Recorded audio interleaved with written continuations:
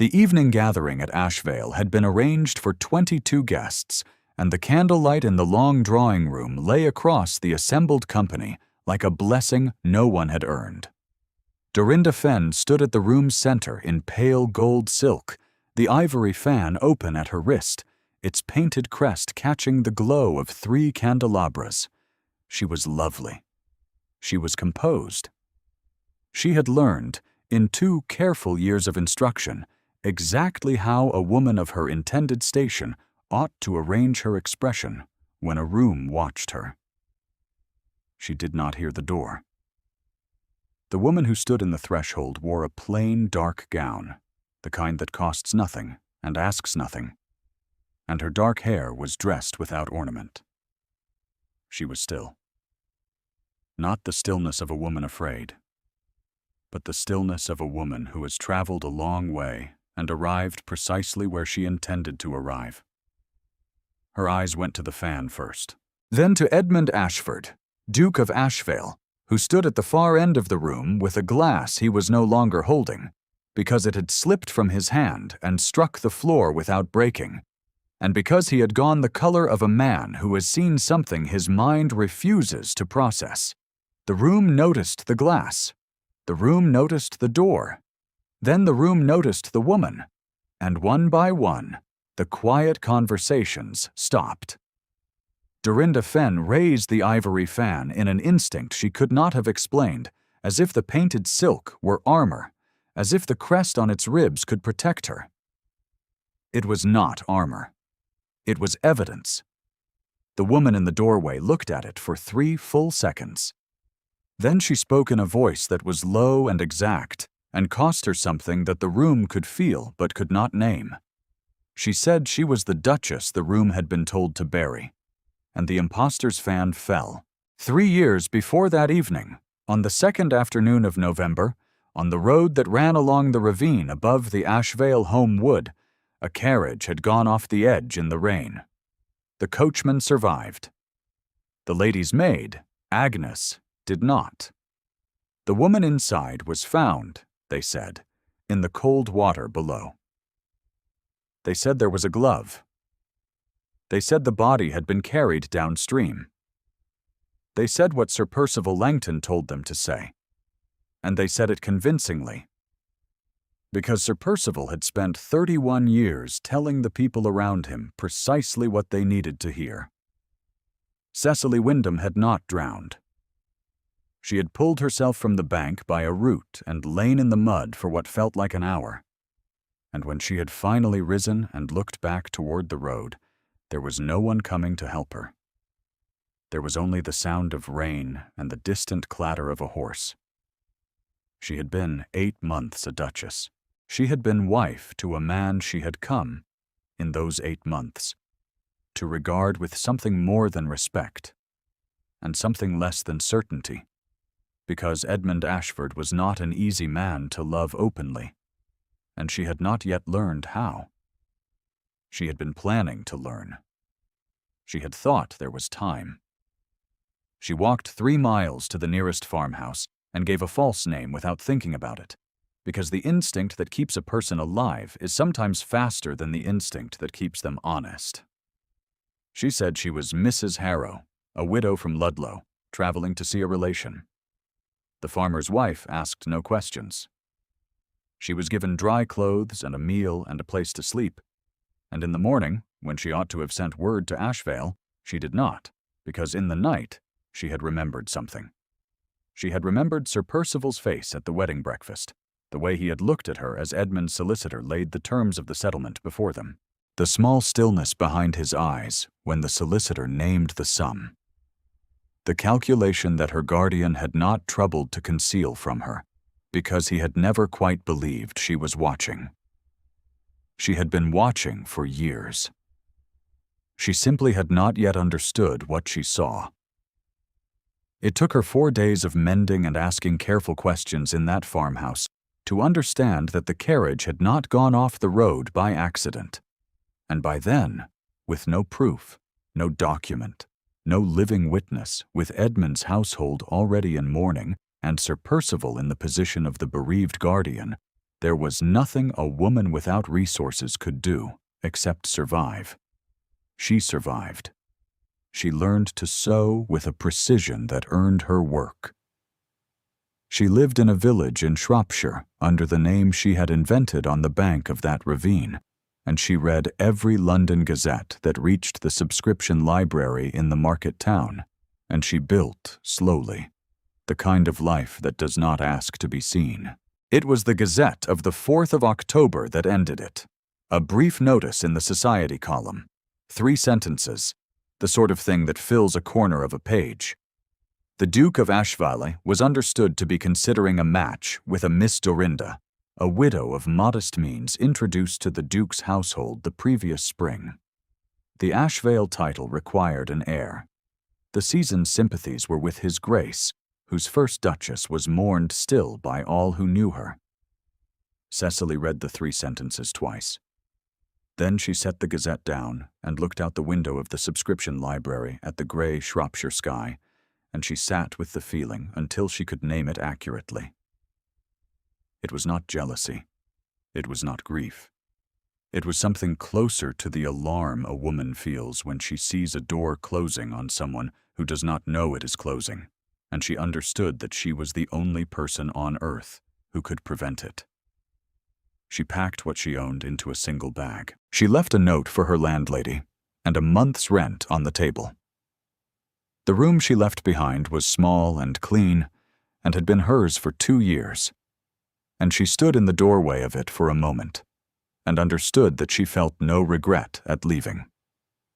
She had been good at inhabiting small rooms. She had been good at inhabiting borrowed lives. She had become, in 3 years, rather too accomplished at making do. She walked to the coaching inn and took the first available seat on the London road. If you have ever wondered what it costs a woman to return to the place where she has been declared dead, then stay with this a little longer. The answer is not courage, exactly, though courage was required. The answer is something quieter and more obstinate. The particular determination of a person who has decided that the truth cannot be allowed to remain buried simply because burying it was convenient for someone else. The road was long, and the coach was cold, and she had 4 days to think. She thought about the fan more than she thought about Edmund, which she recognized as a kind of self-protection she had learned in Shropshire. The fan she could reason about. The fan she could use as evidence. Edmund was a different matter. She had spent 3 years constructing, with great care, a way of thinking about him that did not damage her.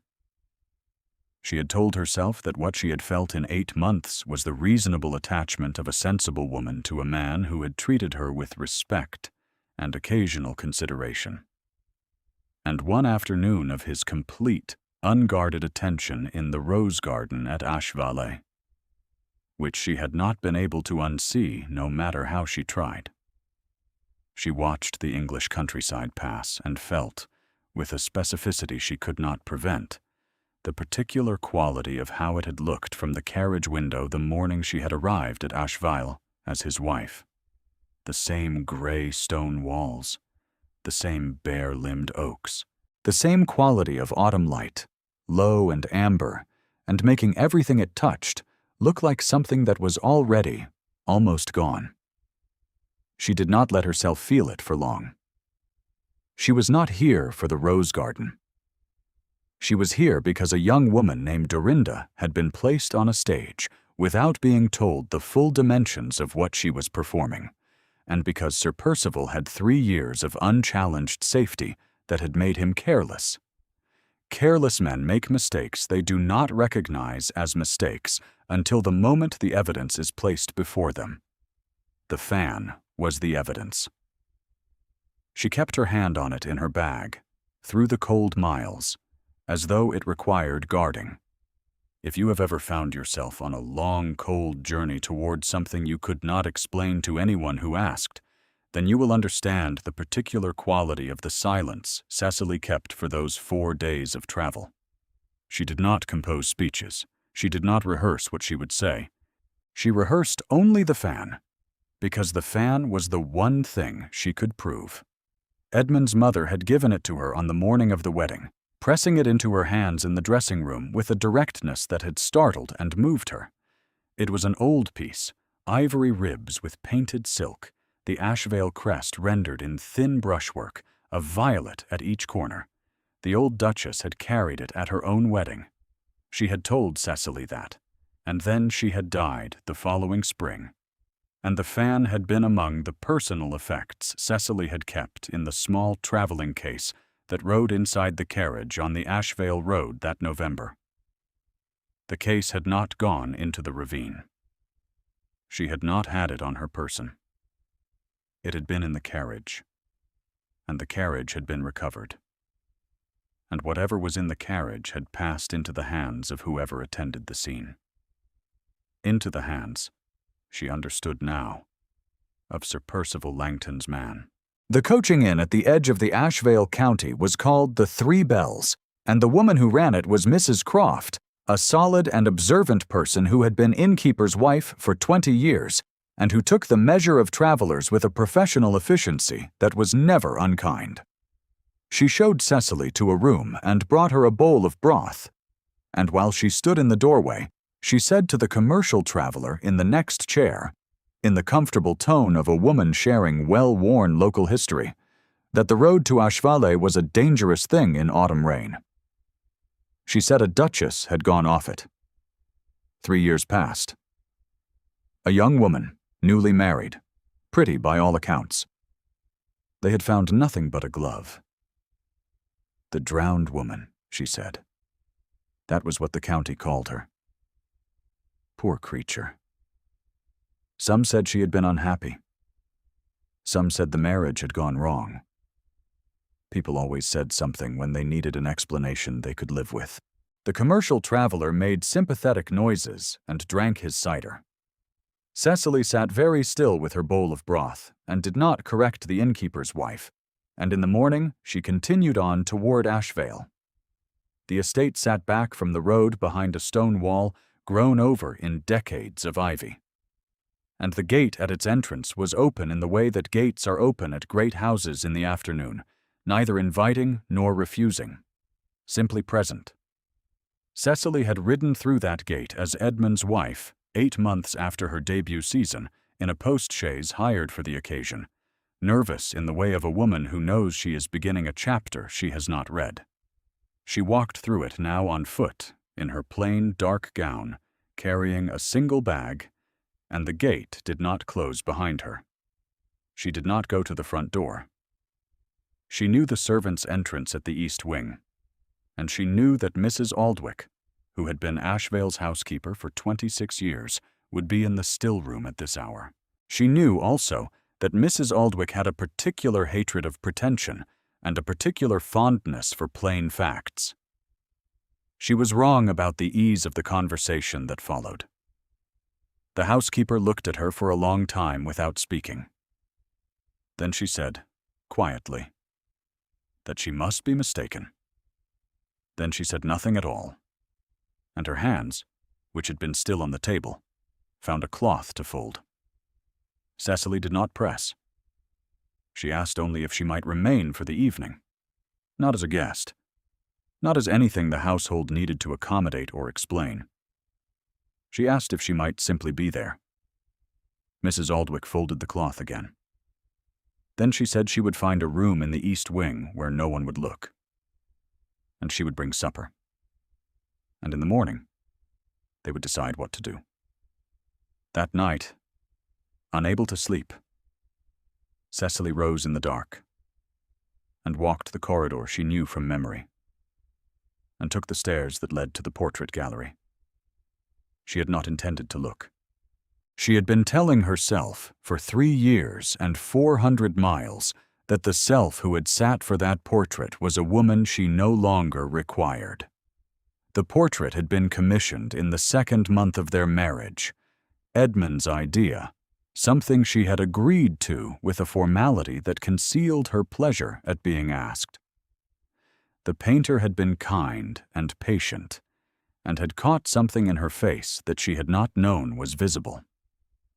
She stood before it in the dark and looked at what she had been when someone had thought to ask her to sit still and be painted. The gown was the pale green silk she had worn to the Ashvale midsummer dinner, a gown Edmund had said nothing about, but had looked at, once, in the way that said everything. The painter had caught that gown's hem with particular attention, every fold rendered in soft light. She reached up and touched it. The painted fabric, the memory of what it had felt like to belong somewhere. She was not alone. She became aware of it before she heard anything, the way a person becomes aware of a fire in a dark room before they see the flame, a warmth along the left side that had nothing to do with temperature. She did not turn. Her hand remained where it was, at the painted hem. Edmund stood in the doorway of the portrait gallery and said nothing. He had not been in this room in 3 years. He had closed the door after the funeral and had not opened it. And the household understood without being told that this was not a gallery one visited casually. He could not have said what had brought him here tonight, at this hour, except that he had heard a sound in the corridor that had produced in him something he could not name, a pull that had no rational source, and he had followed it. He stood in the doorway and looked at his wife standing before her own portrait in the dark.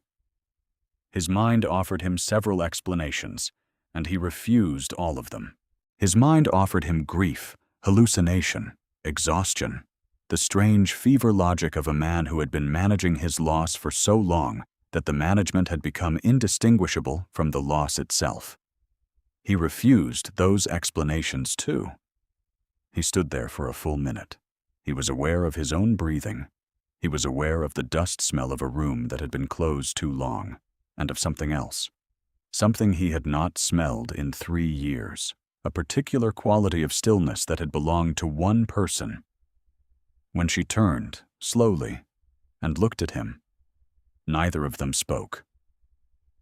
The warmth in his chest was something he had been denying so long he had forgotten what it felt like to admit it. The morning that followed was not easy. Edmund sent word that he required no callers, and the household received the instruction with the disciplined blankness that long service teaches. Cecily sat in the East Wing sitting room while Edmund stood at the window, and she told him what had happened on the road to Ashvale that November, in the rain, in exact and careful language, without asking him to believe her, and without asking his forgiveness for being alive.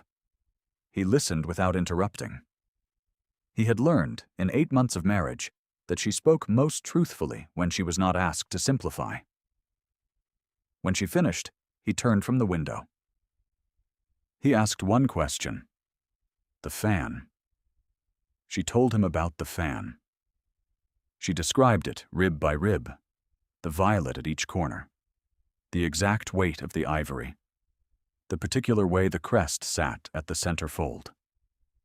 She told him she had seen it in the woman's hand in the Gazette illustrations, a society sketch from the Carringford garden party, a small etching, the detail barely visible, and she had known it at once. Edmund crossed to his desk and opened the bottom drawer and set down a small ivory fan. She did not move for a moment. Then she understood. He had found it, somewhere in the recovery of the estate's effects, and had kept it without understanding why, the way a person keeps what remains of someone without being able to explain the impulse. He had been carrying the evidence of her survival in his desk for 3 years. She said nothing. He said nothing. The fire was very warm, and they were both very still. He had ridden out to the ravine himself. She had not known this and learned it now, watching his face. The way a face tells the truth.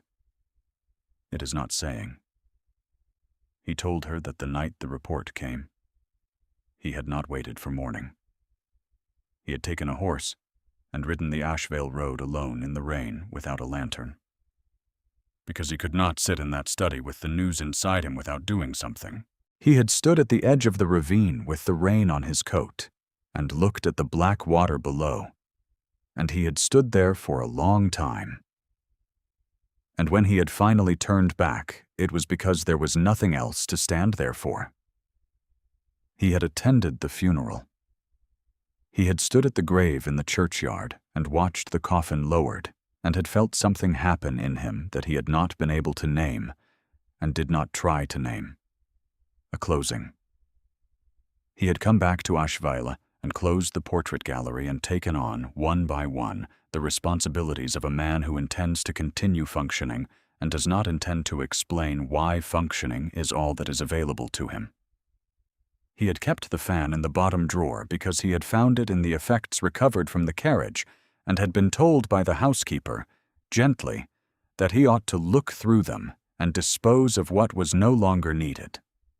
He had sat with the fan in his hand for a long time. He had put it in the drawer without deciding to keep it and had never taken it out.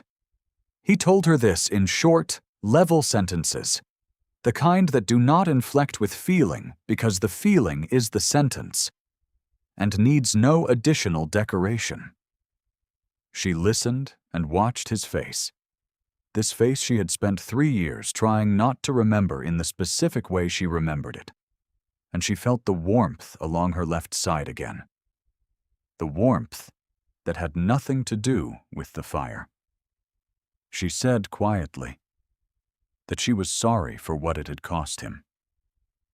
He looked at her with the expression of a man who has been offered something he does not know how to receive gracefully. He said it was nothing she had done. She said she knew. She said she was sorry anyway. The fire was very warm, and they were both very still. And his hand reached across the desk toward her face and stopped 2 inches from her cheek, a motion he had begun without deciding to make it. She did not step back. She looked at his hand, and then at his face. He said, in a voice she remembered, the voice that did not raise itself to be heard because it did not need to, that he had not stopped, that he had tried. He had done everything available to a man who has been told his wife is dead and who wishes to proceed responsibly and with dignity. He had managed the estate. He had looked after Thaddeus. He had agreed, eventually, to the conversations about a remarriage, because there were people, depending on Ashweile, and the title required a clear succession, and he had told himself that the capacity for feeling had gone with her. He said he had been wrong about that. He said, in the voice she remembered, that neither could he. His hand completed its motion and rested against her cheek, and Cecily closed her eyes. That was when Thaddeus knocked on the study door, which was the sort of thing 9-year-old wards do at inconvenient moments, and Edmund said, "Come in."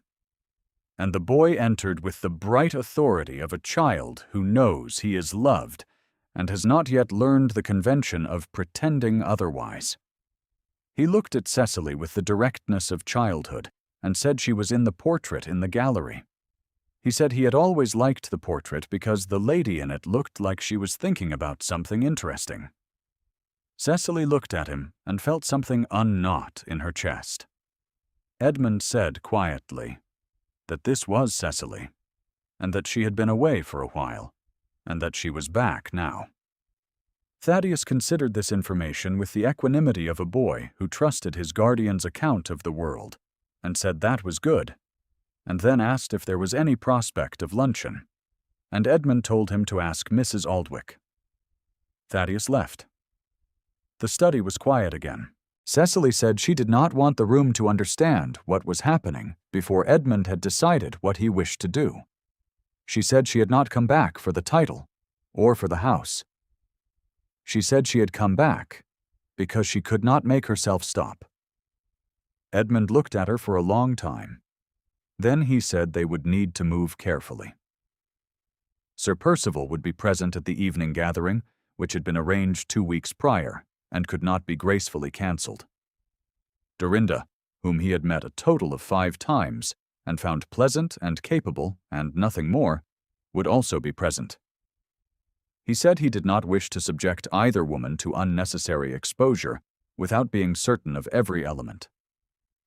He looked at the fan on the desk. He said he was certain. Cecily told him she would not ask him to act until he was ready.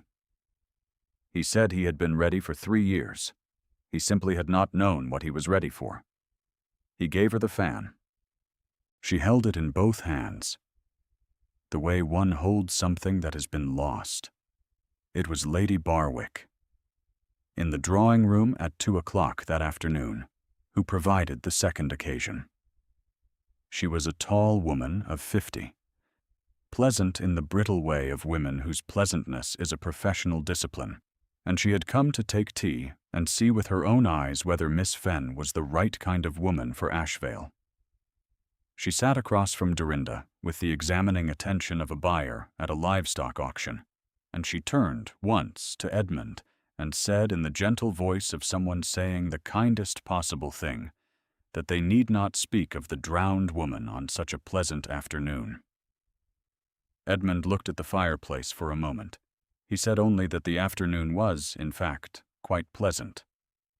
Lady Barwick took no notice of the woman in the dark gown who sat in the chair beside the window, as ladies of that sort rarely notice the women in plain dark gowns who sit in chairs beside windows. Cecily sat and watched Dorinda hold the ivory fan and thought about what the fan had cost. Dorinda, she had come to understand by now, was not an architect. She was a material. She had been given a script and a costume and a stage direction, and she had performed it with the conviction of a person who had genuinely needed to perform it. She had not killed anyone. She had not stolen anything by her own hand.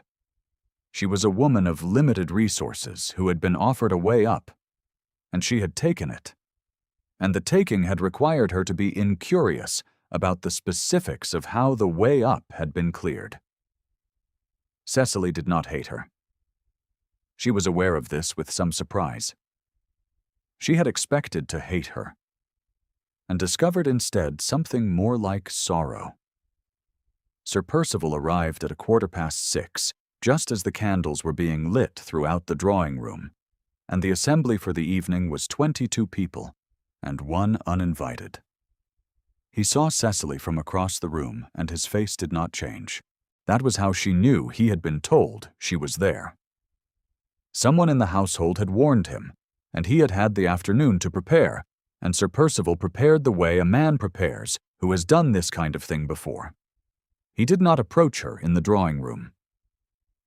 He waited until the guests were engaged in their various conversations, and found her in the servants' corridor that ran behind the green baize door, where she had gone to collect herself. And he spoke to her in the quiet voice of a man who believes he holds all the available ground. He said the drowned woman had left no heir, no claim, no living testament. He said she owed nothing to a ghost. He said if she wished to pursue this course, she would find herself charged with impersonation and fraud, because she had no documents, no witnesses, and no proof that the woman in the dark gown was anyone the law need concern itself with. He said the fan was a trinket anyone might own. He said she should leave now, before the evening became something that could not be undone. He said it calmly, the way he said everything, without raising his voice, because he was a man who understood that a voice raised is a voice that admits it is not certain. He was very certain. He had been managing certainties for 31 years, and he was good at it. And she had known this about him when she was 17, and in his guardianship, and had learned, early, that the only way to survive Sir Percival's certainty was to become more patient than he was. She was very patient. She stood in the servants' corridor and listened to him, and felt the cold of the unheated passage on her shoulders and the flags of the corridor floor through the thin soles of her traveling shoes, and she let him finish. When he finished, she stood in the quiet that followed, and felt the weight of the evening beyond the green baize door, the murmur of 22 guests and the soft percussion of a gathering moving toward its supper, and she thought about what she had in her possession, and what he thought she had in her possession. And she understood that these were not the same thing. She thought about the ravine. She thought about the mud on her hands. She thought about 4 days on a cold coaching road, and 2 years of careful questions, and 1 small etching in the corner of a Gazette page.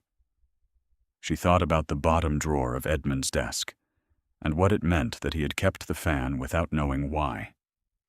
She thought about Thaddeus, in the study, saying that the lady in the portrait looked like she was thinking about something interesting. She had been thinking.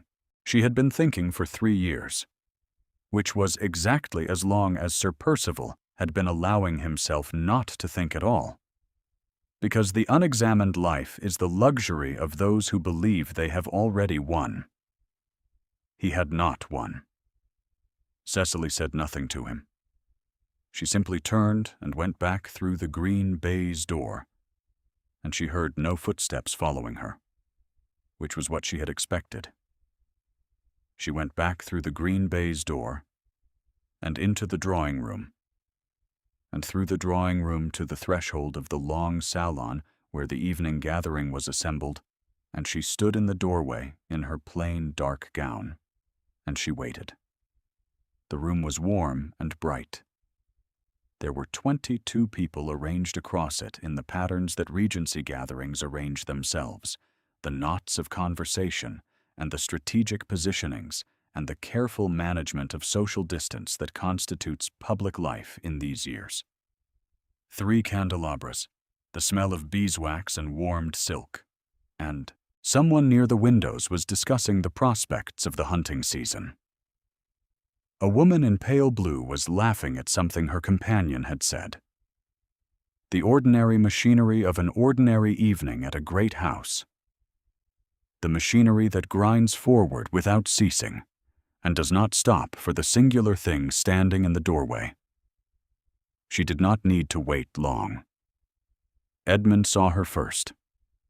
He saw her, and his expression did not change in a way that anyone who did not know him would notice, which meant it changed entirely.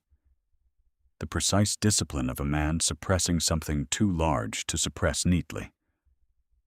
Visible in the set of his jaw and in the way his right hand, which had been resting at his side, closed for a moment, and then released. He set down the glass. He crossed the room.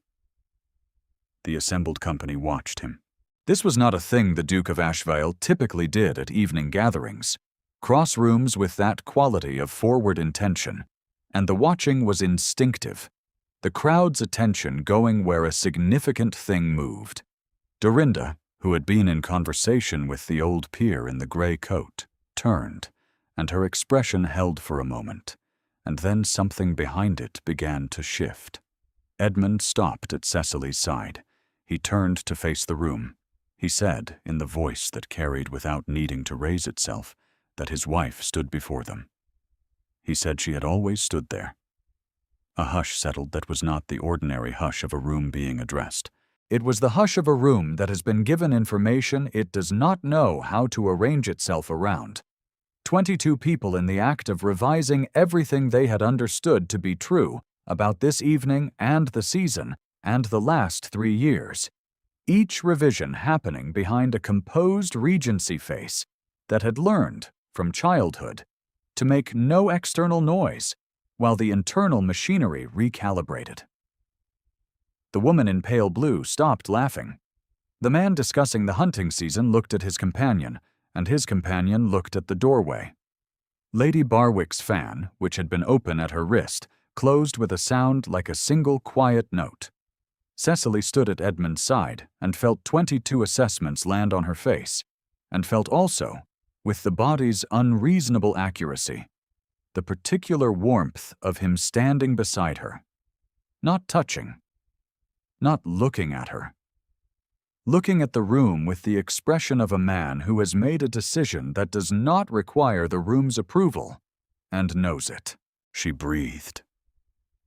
She was aware of her own breathing. She was aware of the faint sound of the candles.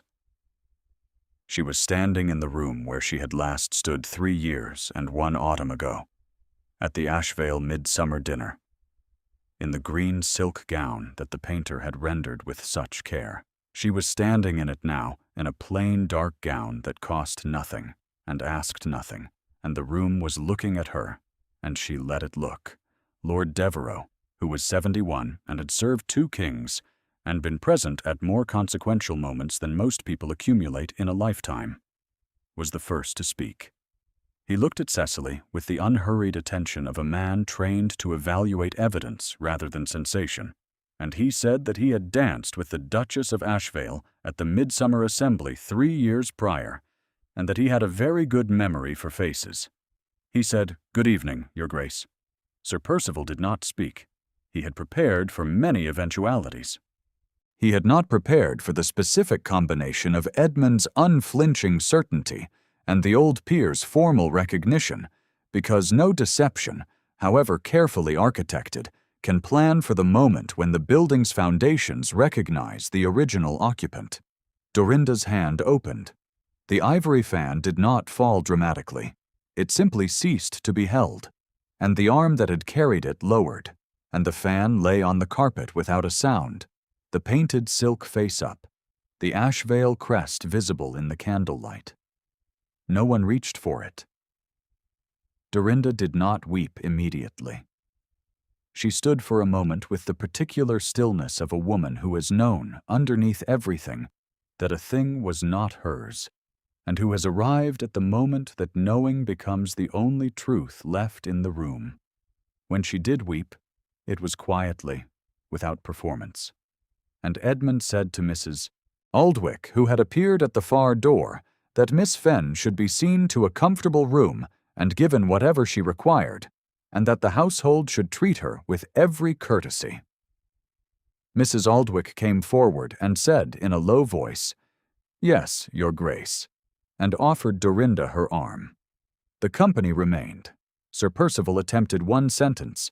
It began with the word "surely," and did not get further, because Lord Devereux looked at him with the expression of a man who has heard every species of surely and has never found any of them persuasive, and because Edmund looked at him with the expression of a man who is not angry, which is more frightening than anger, which is a man who has made a decision.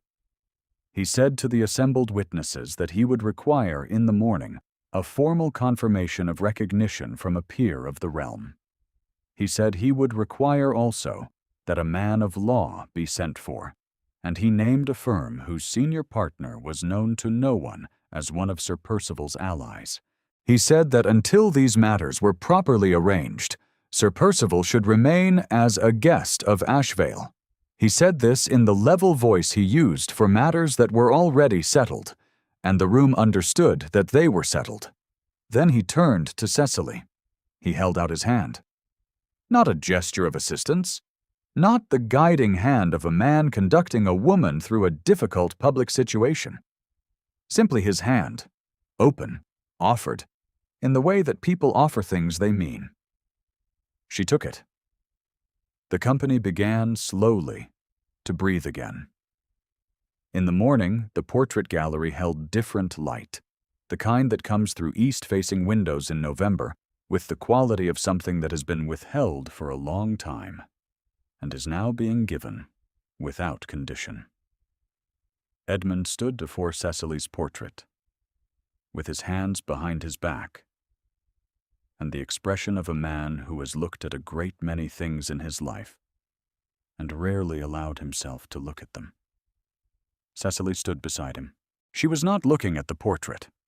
She was looking at him, because the portrait was a rendering of what she had been, and she was more interested in what had been done to him in her absence, in the 3 years visible in the set of his shoulders and the slight new line at the corner of his mouth, in the way he carried himself like a man who has been very careful for a very long time, and has only just been given permission to stop.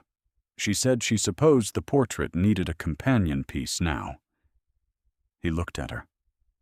She saw something in his expression that was almost amusement, which meant it was significant.